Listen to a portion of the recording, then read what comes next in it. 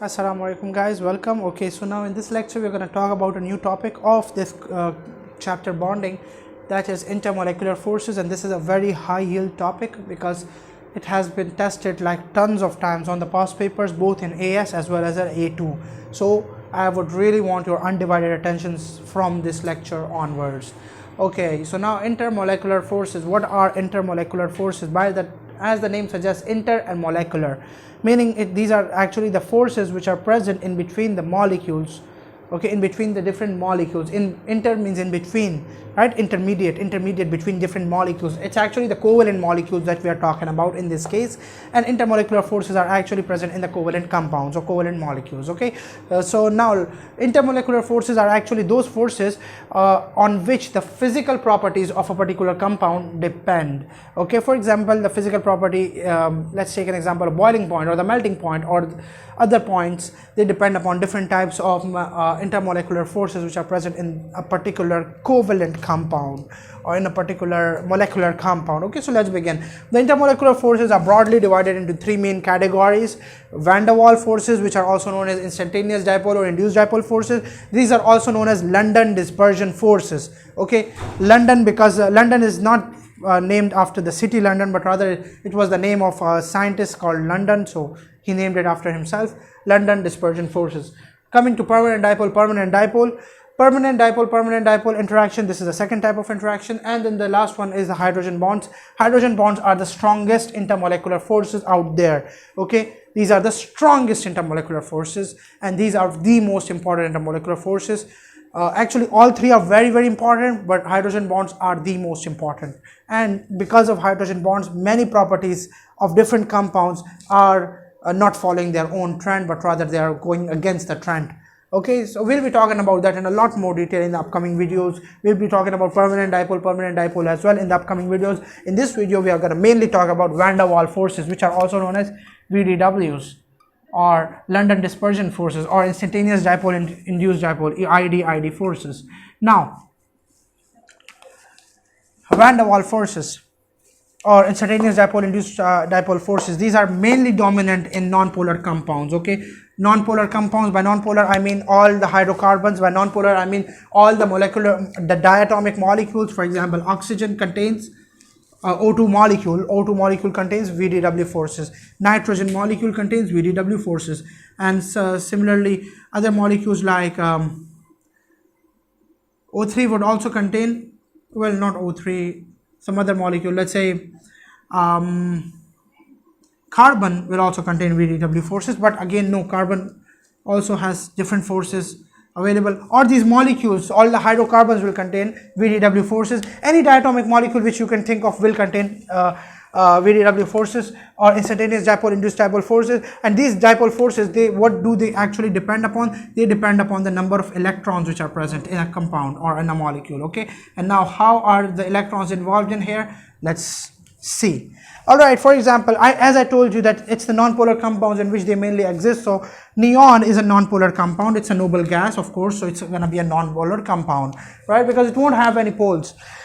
In neon you've got electrons, right? Electrons floating here and there, meaning revolving all around the nucleus. But remember guys, all the electrons do not flow at the same pace. A time comes during at a particular time, the electrons, they become more concentrated on one side of neon as compared to the other, because of course the electrons, they are continuously moving around. You know that from your O levels, right? Electrons are not stationary, they are moving around here and there in the entire space around the atom. So now a time comes when the electrons, they become more concentrated on one side and they become less concentrated on the other side. Okay, when this happens, we say that the electrons have become polarized electrons. Why polarized? Polarized means they have accumulated on different poles. Now this pole of electrons that has an excess of electrons, it gains a partial negative character, and the other pole gains a partial positive character. Now what this would actually do is, this is called an instantaneous dipole, and this is just as a short instant during which this happens, okay, for a small period of time. What these electrons would actually do is, since they are negatively charged, they'll cause the neighboring atoms electrons, or the neighboring molecules electrons, to repel. Okay, they'll repel the neighboring electrons to the opposite side, because of course they are negative and the other electrons are also negative, and on this side very few electrons would be left, and the change will continue throughout the molecules which are neighboring them. This is partial negative, this is also again partial positive and partial negative, partial positive and partial negative. Now this attraction that develops between these partial negative and the partial positive poles, since they have got an opposite polarity, so a very weak attraction would develop between these molecules. This attraction is known as instantaneous dipole or induced dipole interaction. Instantaneous dipole, induced dipole interaction. Why instantaneous? Because it was a short instant during which this dipole was made, right? Instantaneous dipole. And induced dipole because due to this dipole, the more dipoles were induced in the neighboring molecules. Okay, due to this dipole, the neighboring neon molecule also gained a dipole. Okay, it caused the electrons to be accumulated on one side and the other side to become electron deficient and polarize the neighboring atom, and same would happen to the neighboring atom, and so on. This will continue. But since you guys know that this is an instantaneous dipole, after that instant is over, these electrons would disperse again and the dipoles would vanish. The dipoles would be removed, and then these forces would be broken. Okay, so this is a continuously forming and breaking bond. All right, so now this sort of interaction is called the ID-ID interaction, or the van der Waals forces basically in general. Okay, so now if you are asked to explain on your exams that the trend in these hydrocarbons over here, let's focus over here. Now you've got methane, then ethane, propane and butane. These are the 4 alkanes in your syllabus, and this is a very important question because this has been asked like the most frequently throughout, more than any other question on your exam. Okay, this is the most important and most frequently asked question on your past papers. So let's see. You've got hydrocarbons, and as you go down the hydrocarbons, what's happening to them?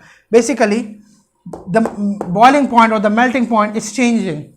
Okay, and as you go down, it would eventually change into liquids, and then it would change into gas, into solids, waxy solids basically. And initially these are gases. Why is this happening? If you look at it carefully, it's the melting and boiling point that is increasing down the group, right? Down this series. In the beginning there are gases, then the gases convert into liquids and which convert into solids. Why is that happening? So this physical change of state, or the change in the physical properties, it actually depends upon the intermolecular forces, as I told you in the beginning. Intermolecular forces present in non-polar compounds are the van der Waals forces or the ID-ID forces, right? So now, how are you going to explain this answer to the examiner? First of all, I'm going to give you the concept, and then I'm going to write down the answer that you have to write down on your exam. First of all, if you look at it carefully, as we go down the group, what's happening to the MR? The relative molecular mass, what's happening to that? It's increasing, right, as we go down the group, because the number of carbon atoms are increasing and the hydrogen atoms are also increasing. If the MR is increasing, are the number of electrons increasing? Number of polarizable electrons are increasing as well, right? Number of polarizable electrons are also increasing, and it's actually the number of polarizable electrons. This is what polarizable electrons actually mean. Polarizable because they can be polarized, they can be accumulated on one side and the other, which can induce more dipoles in the neighboring molecules. Now the number of polarizable electrons will increase. If the number of polarizable electrons increase as we go down the group, will the strength of van der Waals forces also increase? Yes, definitely, because the strength of van der Waals forces depends upon the number of polarizable electrons. So van der Waals forces will become stronger as we go down the group, and if the van der Waals forces become stronger, then both the melting point as well as the boiling points will rise as we go down the group. Because melting and boiling point both are physical characters, and they depend upon the intermolecular forces of hydrocarbons, and of intermolecular forces of hydrocarbons are actually which one? They are van der Waals forces, and to be more specific, they are instantaneous dipole and induced dipole forces. Similarly, a question can come testing other hydrocarbons. For instance, some big hydrocarbons, or let's say, okay, forget about the hydrocarbons. Let's say let's take the example of halogens, group 7 elements: fluorine, bromine, iodine, and let's forget about astatine because astatine is radioactive, so let's not consider that. Now guys, remember, fluorine is a gas, it's a yellow gas. Chlorine is a greenish yellow gas. Bromine is a brown liquid, it's not a gas. Iodine is a black solid, right? It's a dull black solid. What's happening to the physical state? It's changing, right? From gas to liquid to solid. Can you explain why? This is a question for you guys to try, but I'll explain it over here in this video as well. As we go down the group, what's happening? The physical states, the melting and boiling points are rising. Melting and boiling points are rising. Okay. Fluorine is the most electronegative element of the periodic table. So now you would say that no, van der Waals forces cannot exist because this might not be polar. Guys, no. These are non-polar. These molecules are non-polar because they are all diatomic. Even if you have two fluorine molecules bonded to each other by covalent bond, then of course the dipoles will cancel each other out because they are exactly identical, right? So non-polar. All of these are non-polar, right? So if they are non-polar, what's the most dominant intermolecular force present in them? It's the van der Waals forces, right? So as we go down the group, again the same points will be repeated over there as well, explaining the physical change, the change in the physical properties. As we go down the group, it's the MR that will rise, right? Fluorine, then bromine, chlorine has a higher MR, then bromine has an even higher MR. Then if the MR rises, then the number of polarizable electrons has to rise, right? As we go down the group, the electrons do rise, right? So the number of polarizable electrons increase as we go down the group. If the number of polarizable electrons increase, the strength of van der Waals forces will rise, okay? Or the strength of instantaneous dipole induced dipole forces will increase. Or the strength of London dispersion forces will increase. And as soon as that happens, the melting and boiling point will rise. Therefore, fluorine is a gas and iodine is a solid. Okay? Iodine has the strongest van der Waals forces because of the greatest number of polarizable electrons. So this is the sort of question that the examiner actually loves to ask you, to explain the trend in the physical properties of this particular series that they have given you, or they might ask you the differences in particular in between any two elements. For example, fluorine and iodine, they might ask you to differentiate the physical properties of fluorine and iodine. So that's the sort of questions that the examiner would love to ask you from this van der Waals forces chapter. Okay. Similarly, if you talk about the noble gases, starting out from helium, then neon, then argon, then krypton, then xenon, then radon. Forget about radon, it's a radioactive gas. And they want to compare xenon against helium, the melting and boiling points. Again, the same points would repeat. Again, because the xenon would have the greatest MR. Greatest MR would mean that it would have the greatest number of polarizable electrons. Polarizable means they can be polarized. Then if the polarizable electrons are greater, then the van der Waals forces are going to be greater, and so xenon will have the greatest melting and boiling point. And this pretty much sums up everything about the van der Waals forces. Now guys, another important question the examiner may ask you is to differentiate the melting and boiling point of straight chain and branched. This is a straight chain alkane and a branch chain alkane.